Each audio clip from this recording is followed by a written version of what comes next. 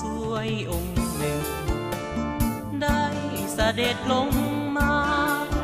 เพื่อสวยสาวโลกโลกา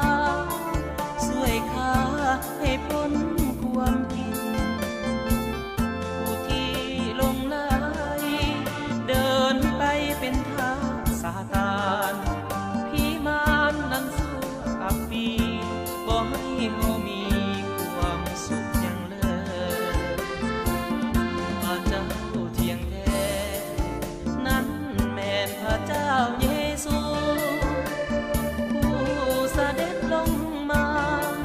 ตายแทนความผิดของข้า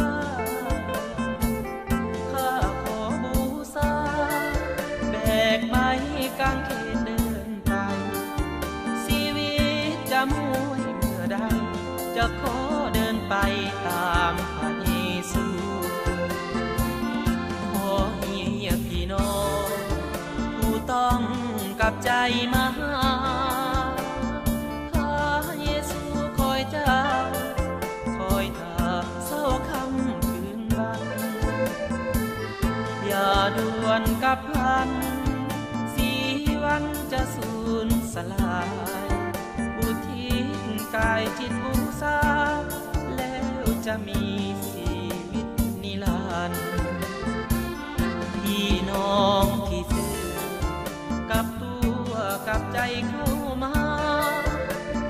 วันเวลามาไกลคอยท่าซายังอีกหนอยังอีกบ่โดนพระองค์จะเสด็จมาเตรียมตัวเตรียมใจเถิดนาเขาจะมีความสุขสำราญ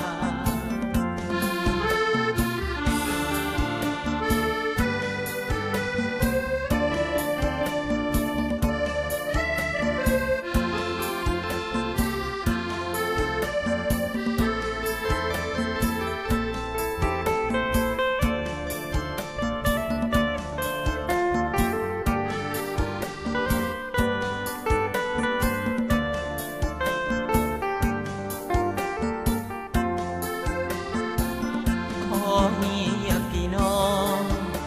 ผู้ต้องกับใจมาพระเยซูคอยเจ้าคอยท่าเศร้าค่ำคืนวันอย่าด่วนกับพันสีวันจะสูญสลายอุทิศกายจิตบูชาแล้วจะมีชีวิตนิรันดร์พี่น้องที่ซื่อกับตัวกับใจเข้ามาวันเวลามาไกลคอยท่าสายังอีกหนอยังอีกบ่โดนพระองค์จะเสด็จมาเตรียมตัวเตรียมใจเถิดนาเขาจะมีความสุขสำราญ